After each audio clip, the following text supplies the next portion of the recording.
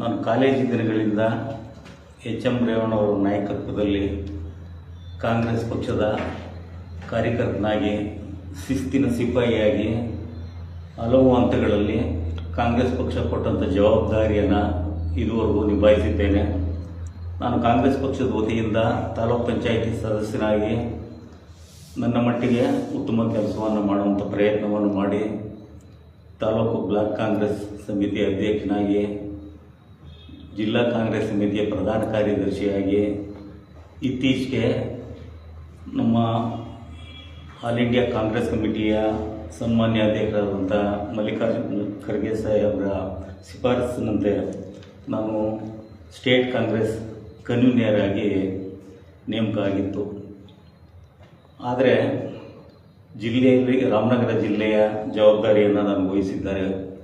ಆ ಜಿಲ್ಲೆಯಲ್ಲಿ ತಾಲೂಕು ಪಂಚಾಯಿತಿ ಮತ್ತು ಜಿಲ್ಲಾ ಪಂಚಾಯಿತಿ ಚುನಾವಣೆ ಬರ್ತಾ ಇರೋದ್ರಿಂದ ಪ್ರತಿ ಬೂತ್ ಮಟ್ಟದಲ್ಲಿ 12 ಜನರ ಸದಸ್ಯರ ಒಂದು ಪಟ್ಟಿಯನ್ನು ನಾವು AICCಗೆ ತಲುಪಿಸುವಂಥ ಒಂದು ಜವಾಬ್ದಾರಿಯನ್ನು ಕೂಡ ನಾನು ವಹಿಸಿದ್ದಾರೆ. ನನಗೆ ಒಂಥರ ಆತ್ಮವಂಚನೆ. ಮಾಗಡಿ ವಿಭಾಗದಲ್ಲಿ ನಮ್ಮ ಸನ್ಮಾನ್ಯ ಶಾಸಕರ ನೇತೃತ್ವದಲ್ಲಿ ಏನು ಕಾಂಗ್ರೆಸ್ ಇದೆ, ಇಲ್ಲಿ ನನ್ನನ್ನು ಯಾವುದೇ ಲೆಕ್ಕಕ್ಕೆ ಇಟ್ಕೊಂಡಿಲ್ಲ. ನಾನು ಬಲವಂತವಾಗಿ ಹೋಗೋಕ್ಕೆ ನನಗೆ ಮನಸ್ಸು ಬರಲ್ಲ. ಇಲ್ಲಿ ಸಲ್ಲದವನು ನಾನು ಜಿಲ್ಲಾ ಮಟ್ಟದಲ್ಲಿ ಅಥವಾ ಬೇರೆ ರಾಜ್ಯದಲ್ಲಿ ಇವತ್ತು ಹಲವಾರು ಬಾರಿ ನಾನು ಸ್ಟೇಟ್ ಕನ್ವೀನರ್ ಆದಮೇಲೆ ದೆಹಲಿಯಲ್ಲಿ ನಡೆದಂಥ 4 ಕಾರ್ಯಕ್ರಮಗಳಿಗೆ ನನ್ನನ್ನು ಆಹ್ವಾನ ಮಾಡಿದ್ರು, ಅಲ್ಲೆಲ್ಲ ಹೋಗಿದ್ದೀನಿ. ಆದರೆ ನನ್ನ ಮನಸ್ಸಿಗೆ ಎಲ್ಲೋ ಒಂದು ಕಡೆ ನಾನು ಮಾಗಡಿನಲ್ಲಿ ಕಾಂಗ್ರೆಸ್ಗೆ ವಿರುದ್ಧವಾದವನು, ಇಲ್ಲಿ ಕಾಂಗ್ರೆಸ್ ಕೆಲಸ ಮಾಡೋದು ನನ್ನ ಮನಸ್ಸಿಗೆ ತೀವ್ರವಾಗಿ ಹಿಂಸೆಯನ್ನು ಉಂಟು ಮಾಡುವಂಥ ಸಂದರ್ಭ ಬಂದಾಗ ನಾನೇ ಸ್ವತಃ ಒಂದು ತೀರ್ಮಾನವನ್ನು ತಗೊಂಡು ನಮ್ಮ ರಾಜ್ಯ ಕಾಂಗ್ರೆಸ್ ಅಧ್ಯಕ್ಷರಿಗೆ ನನಗೆ ಕೊಟ್ಟಿರತಕ್ಕಂಥ ಎಲ್ಲ ಜವಾಬ್ದಾರಿಗಳಿಗೂ ರಾಜೀನಾಮೆ ಕೊಡ್ತಾ ಇದ್ದೀನಿ, ಪ್ರಾಥಮಿಕ ಸದಸ್ಯ ರಾಜೀನಾಮೆ ಕೊಡ್ತಾ ಇದ್ದೀನಿ ಅಂತ ಒಂದು ಪತ್ರವನ್ನು ಕೊಟ್ಟೆ. ಅವರು ಕೂಡ ಬುದ್ಧಿ ಹೇಳಿದ್ರು, ತಾಳ್ಮೆ ಇರಲಿ ಅಂತ. ನನಗೆ ಆ ತಾಳ್ಮೆ ನನಗಿಲ್ಲ.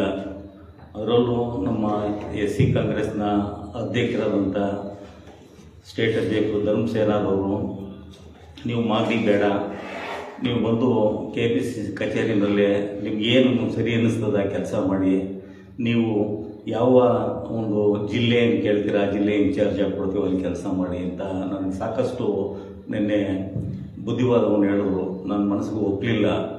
ಇವತ್ತು ಶ್ರೀಮತಿ ಇಂದಿರಾ ಗಾಂಧಿಯವರು ಇರೋವರೆಗೂ ಇದ್ದಂಥ ಕಾಂಗ್ರೆಸ್ಸು ಇವತ್ತು ಆ ಕಾಂಗ್ರೆಸ್ ಇಲ್ಲ. ಇದು ಇವತ್ತು ವಲಸಿಗರ ಕಾಂಗ್ರೆಸ್ ಆಗಿದೆ ಅಂತ ನನ್ನ ಭಾವನೆ.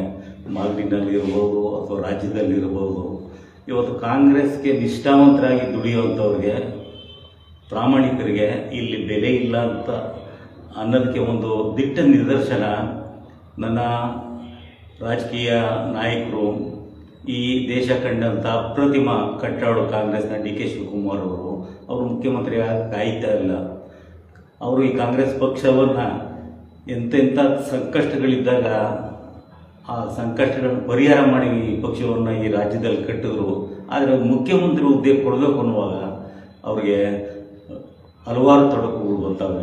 ಇವತ್ತು ಕಾಂಗ್ರೆಸ್ ಪಕ್ಷದಲ್ಲಿ ನಾವು NHC ಬಾಲಕೃಷ್ಣರವರು ಕಾಂಗ್ರೆಸ್ ಪಕ್ಷಕ್ಕೆ ಬಂದಾಗ ನಾನು ಇಡೀ ಏನು 302 ಬೂತ್ಗಳಿದ್ದಾವೆ ಅಲ್ಲಿ ಇರ್ತಕ್ಕಂಥ ಮುಖಂಡರುಗಳನ್ನು ಭೇಟಿ ಮಾಡಿ, ಅದರಲ್ಲೂ ಪರಿಶಿಷ್ಟ ಜಾತಿ ವರ್ಗದವ್ರನ್ನ ಬಾಲಕೃಷ್ಣ ಅವ್ರ ಪರವಾಗಿ ಮತಯಾಚನೆ ಮಾಡೋಕ್ಕೆ ಹೋದಾಗ ನಾವು ಕಾಂಗ್ರೆಸ್ಸೇ ಆದರೂ ಬಾಲಕೃಷ್ಣ ಅವ್ರಿಗೆ ನಾವು ಮತ ನೀಡಲ್ಲ ಅಂತಕ್ಕಂಥ ನೇರವಾದ ಮಾತುಗಳನ್ನ ಹೇಳಿದಂಥ ಉದಾಹರಣೆಗಳಿವೆ. ನಾವು ಕಾಂಗ್ರೆಸ್ ಪಕ್ಷದ ಋಣದಲ್ಲಿದ್ದೀವಿ.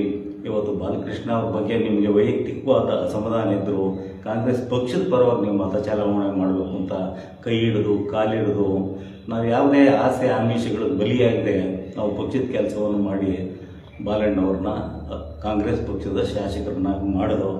ಅವರು ಮಾಡಿದಾಗ ಅವ್ರಿಗೆ ಅದು ಏನು ಮನಸ್ಸಲ್ಲಿ ಗೊತ್ತು ಅಂತ ನನಗೆ ಗೊತ್ತಿಲ್ಲ. ಕಳೆದ ಚುನಾವಣೆಗೆ ಮೊದಲು ಬಾಬಾ ಸಾಹೇಬ್ ಅಂಬೇಡ್ಕರ್ ಅವರ ಪ್ರತಿಮೆಯನ್ನು ಇಡುವಂಥ ವಿಚಾರದಲ್ಲಿ ನಾನು ಮಾಜಿ ಶಾಸಕರಾದಂಥ ಎ ಮಂಜುವ್ರ ಜೊತೆಯಲ್ಲಿ ಕೈ ಜೋಡಿಸಿತ್ತು ನಿಜ. ಬಾಬಾ ಸಾಹೇಬ್ ಅಂಬೇಡ್ಕರ್ ಅವರ ಪ್ರತಿಮೆ ಸ್ಥಾಪನೆ ಆಗಲಿ ಅಂತ. ಅದನ್ನೇ ಇವರು ಎ ಮಂಜು ಅವರು ಪರವಾಗಿದ್ದಾರೆ ಅಂತನೋ ಅಥವಾ ಏನೋ ನಾನು ಅಂತ ಬೆನ್ನಿಗೆ ಚೂರಿ ಹಾಕಂಥದ್ದು, ಪಕ್ಷಕ್ಕೆ ದ್ರೋಹ ಮಾಡೋವಂಥ ಕೆಲಸವನ್ನು ನಾನು ಮಾಡುವಂಥ ಜಯಮಾನದವನು ಅಲ್ಲ. ನಾನು ಹುಟ್ಟ ಕಾಂಗ್ರೆಸ್ಸಿಗೂ ಇವತ್ತು ಆ ಥರ ನಾನು ಮಾನಸಿಕವಾಗಿ ಸಿದ್ಧ ಇದ್ದರೆ ನಾನು ರಾಜ್ಯ ಮಟ್ಟದಲ್ಲಿ ಕಾಂಗ್ರೆಸ್ ಕೆಲಸ ಮಾಡ್ಕೊಂಡಿರ್ಬೋದು, ಆದರೆ ನನ್ನ ಮನಸ್ಸು ಒಪ್ಪೋದೇ ಇಲ್ಲ. ಅಲ್ಲಿ ಕಾಂಗ್ರೆಸ್ಸು, ಇಲ್ಲಿ ಕಾಂಗ್ರೆಸ್ ವಿರೋಧ. ಇಲ್ಲಿ ಕಾಂಗ್ರೆಸ್ಗೆ ನನ್ನ ಬಾಲಣ್ಣವರ ವಿರೋಧ ಅಲ್ಲ, ಪರಿಸ್ಥಿತಿಗಳ ವಿರೋಧ. ಇವತ್ತು ನಮ್ಮವ್ರಿಗೆಲ್ಲಾದರೂ ಅನ್ಯಾಯ ಆದರೆ ನೇರವಾಗಿ ಗಟ್ಟಿ ಧ್ವನಿಯಲ್ಲಿ ಕೇಳುವಂಥ ಕೆಲಸವನ್ನು ನಾನು ಮಾಡ್ತಾ ಇದ್ದೇನೆ. ಇವತ್ತು ನೀವು ನಡ್ಕೊಳ್ತಾ ಇರತಕ್ಕಂಥ ರೀತಿ ನಮಗೆ ಸರಿ ಕಾಣಿಸ್ಲಿಲ್ಲ.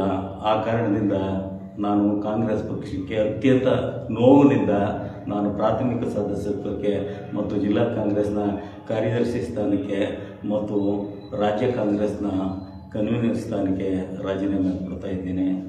ನಾನು ಬೇರೆ ಪಕ್ಷಕ್ಕೆ ಹೋಗುವಂಥ ಯಾವುದೇ ಕೆಟ್ಟ ಯೋಚನೆಯನ್ನು ಮಾಡಿಲ್ಲ. ಮುಂದೆ ಚುನಾವಣೆ ಆದಾಗ ನನ್ನ ನಾಯಕರು ಸದ್ಯಕ್ಕೆ ಡಾಕ್ಟರ್ ಎಚ್ ಎಂ ಕೃಷ್ಣಮೂರ್ತಿಯವರು, ಅವರು ಯಾವ ದಾರಿನಲ್ಲಿ ಹೋಗೋಕ್ಕೆ ನನಗೆ ಆದೇಶ ಮಾಡ್ತಾರೆ, ನಾನು ಅವ್ರ ದಾರಿನಲ್ಲಿ ಹೋಗ್ತಕ್ಕಂಥವನು. ಅಥವಾ ಸಮಾಜ ಸೇವೆ ಮಾಡ್ಕೊಂಡು ನನಗೆ ಪಕ್ಷ ರಾಜಕಾರಣ ನನಗೆ ಇಷ್ಟ ಇಲ್ಲ. ನಾನು ಸಮಾಜ ಸೇವೆ ಮಾಡೋಕ್ಕೆ ಯಾವುದೇ ಪಕ್ಷ ಬೇಕಾಗಿಲ್ಲ. ಇವತ್ತು ತಾಲೂಕಿನಾದ್ಯಂತ ಕಳೆದ 40 ವರ್ಷಗಳಿಂದ ನಾನು ಪ್ರಾಮಾಣಿಕವಾಗಿ ದುಡ್ಕೊಂಡ್ಬಂದಿದ್ದೀನಿ. ಎಲ್ಲ ಗ್ರಾಮಗಳಲ್ಲೂ ನನಗೆ ಪರಿಚಯ ಇರುವಂಥ ಜನ ಇದ್ದಾರೆ. ಇವತ್ತು ಪ್ರತಿದಿನ ಪೊಲೀಸ್ ಸ್ಟೇಷನ್ ಇರ್ಬೋದು, ತಾಲೂಕು ಕಚೇರಿ ಇರ್ಬೋದು, ಆಸ್ಪತ್ರೆ ಇರ್ಬೋದು, ಸಣ್ಣ ಪುಟ್ಟ ಘರ್ಷಣೆಗಳಾದಾಗ ನ್ಯಾಯ ಪಂಚಾಯಿತಿಗಳು ಮಾಡುವಂಥ ಸೇವೆ ಇರ್ಬೋದು, ಅದನ್ನು ಪ್ರಾಮಾಣಿಕವಾಗಿ ನಾನು ಇದುವರೆಗೂ ಮಾಡ್ಕೊಂಡು ಬಂದಿದ್ದೀನಿ. ಮುಂದೆನೂ ಕೂಡ ಅದನ್ನು ಮಾಡ್ಕೊಂಡು ಹೋಗ್ತೀನಿ. ಆದರೆ ಕಾಂಗ್ರೆಸ್ ಪಕ್ಷದ ನಾನು ಸದಸ್ಯನಾಗಿರೋಕ್ಕೆ ನಾನು ಮಾನಸಿಕವಾಗಿ ಇಷ್ಟ ಇಲ್ಲದೆ ಇರೋದ್ರಿಂದ ಇವತ್ತು ಕಾಂಗ್ರೆಸ್ ಪಕ್ಷಕ್ಕೆ ರಾಜೀನಾಮೆಯನ್ನು ನೀಡಿದ್ದೀನಿ.